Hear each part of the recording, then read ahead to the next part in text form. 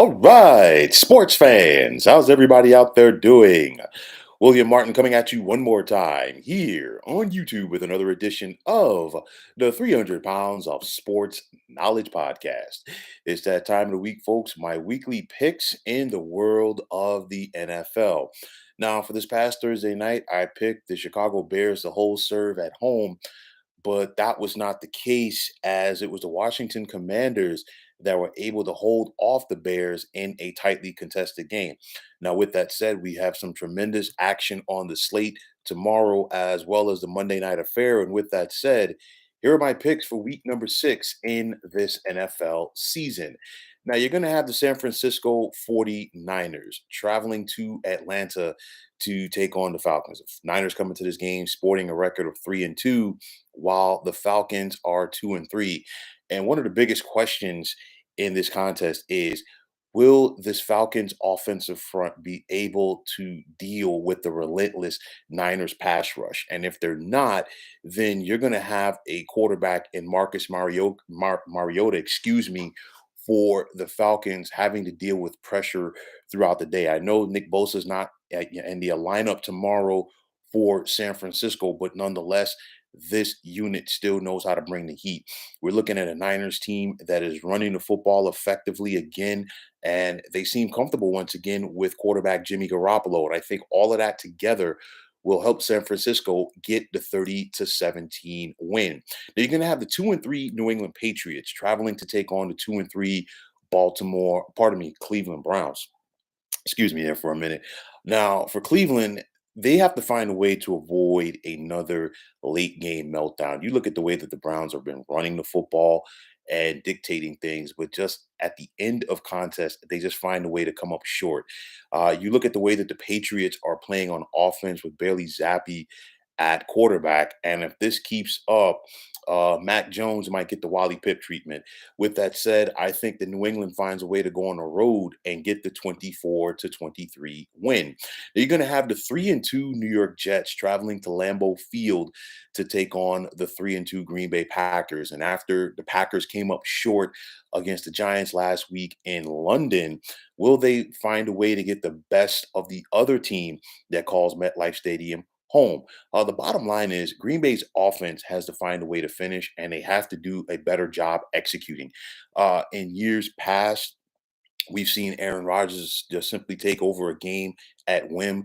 That has not happened so far here in 2022. And with that said, this Jets defense, they're just relentless. You know, it's like the little engine that could. They just keep coming.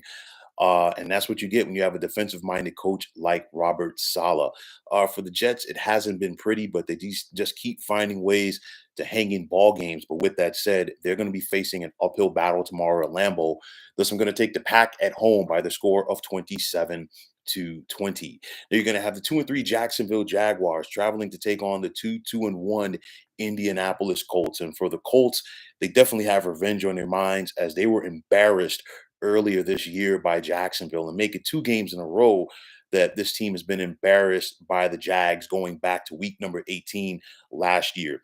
No Jonathan Taylor at running back for the Colts, but I think this game is going to come down to Indy's defense and their ability to try to put pressure on Jacksonville quarterback Trevor Lawrence. He has had a bad case of the turnovers, whether it be fumbles or interceptions throughout his early NFL career. And I think that trend continues tomorrow at home. Thus, I'm going to take Indy by the score of 24-17. I said at home, excuse me, but on the road tomorrow against the Colts. Now, you're going to have the Minnesota Vikings with a record of 4-1 traveling to take on the 3-2 Miami Dolphins. The Vikings come into this game favored by 3 points, but for Minnesota, they have to find a way to take advantage of the opportunity that's in front of them. No Tua Tagovailoa at quarterback and no Teddy Bridgewater either, which means that Mike McDaniel is going to go with the rookie out of K-State at quarterback, Skylar Thompson. For the Vikings offense, and it comes down to Kirk Cousins, execution, execution, execution. Get the ball to Justin Jefferson as much as possible in this contest. And then this Vikings defense has to find a way to tee off on Skylar Thompson. keep this offense in second and long and third and long situations where you make Skylar Thompson a passer and take away that running opportunity. Miami is going to play with a lot of heart in this contest because I think that Skylar Thompson is going to try to find a way to get the ball to the likes of Tyreek Hill and Jalen Waddle and let them do their thing. But the Vikings do find a way to pull away late and get the 27-17 victory. Now, in the Superdome in New Orleans, you're going to have the 2-3 Saints welcoming the 2-3 Cincinnati Bengals to town. Cincinnati comes into this contest favored by 2.5 points.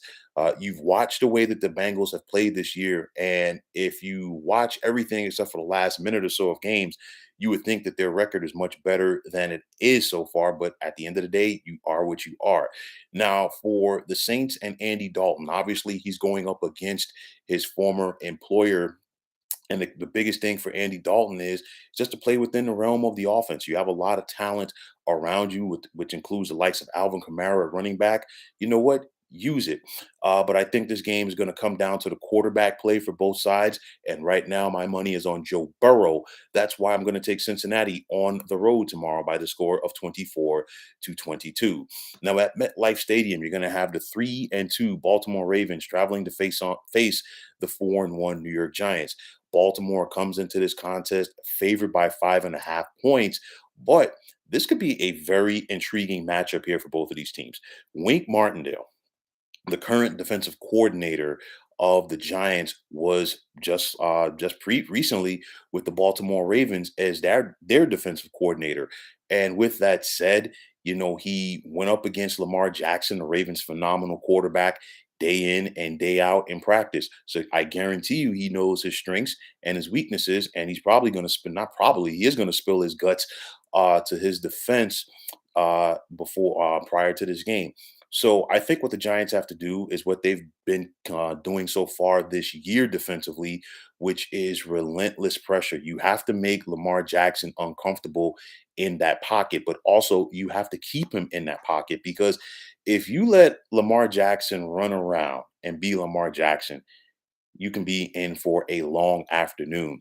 Now, offensively for the Giants, it has not been pretty, but what we've seen so far from this team is if they keep it close, the momentum shifts to them in the second half of the game and fourth quarters, regardless if they are home or away. And that comes down to coaching.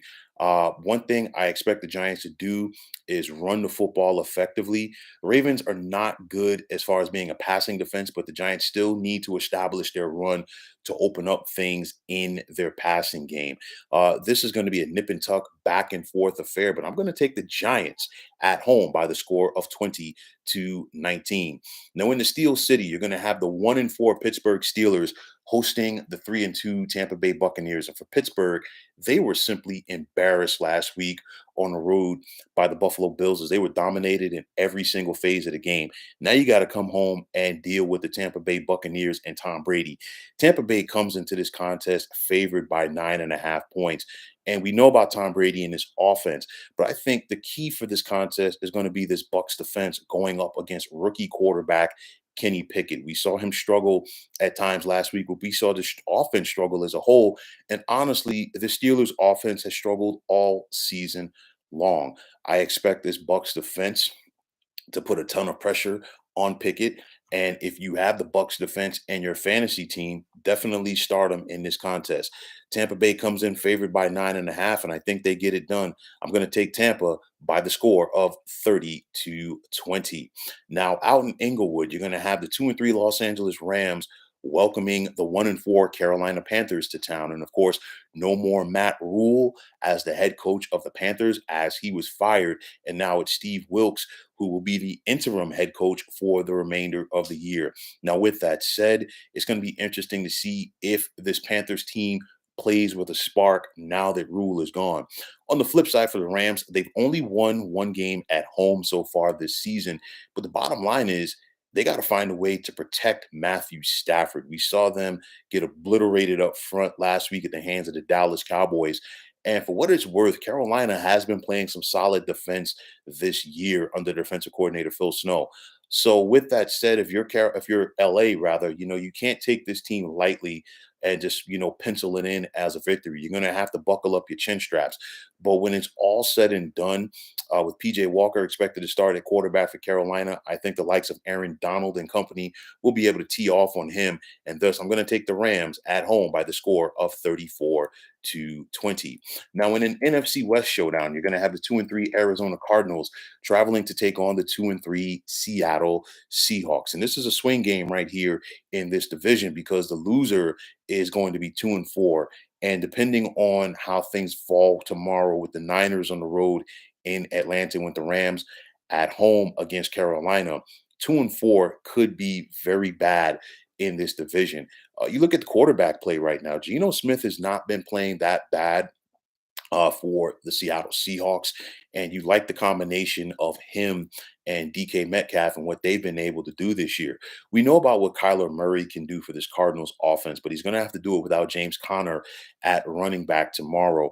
I think this contest is going to come down to which defense can make plays and which offense is going to blink first. I'm going to give the edge to Arizona, and I'm going to take the Cardinals by the score of 31-27.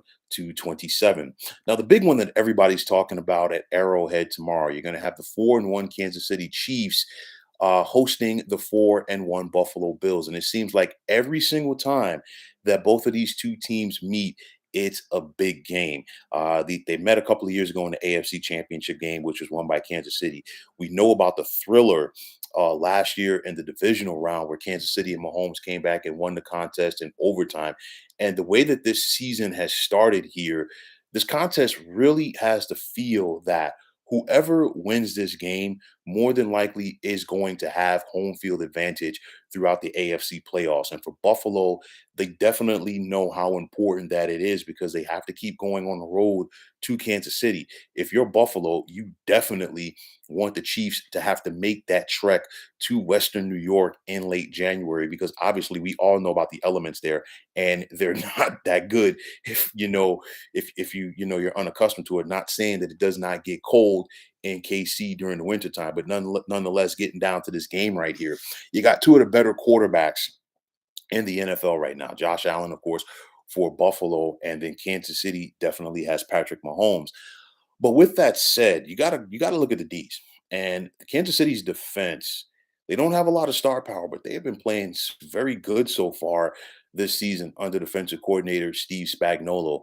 On the flip side for Buffalo, games like this are why you brought Von Miller in, why you gave Von Miller that huge payday to lure him away from the LA Rams, because it was clear in that playoff loss last year for Buffalo that they were lacking that edge rusher, that game changing edge rusher. And this is where you need him to step up. So I think for all of the offensive firepower that we're going to see tomorrow, this contest right here is going to come down to the defenses. Which team is going to step up? And more importantly, which team is going to limit the other team to the field goals? Because both of these quarterbacks, when they get into a rhythm, they're very hard to stop. When it's all said and done, I'm going to take the Bills on the road by the score of 37-34.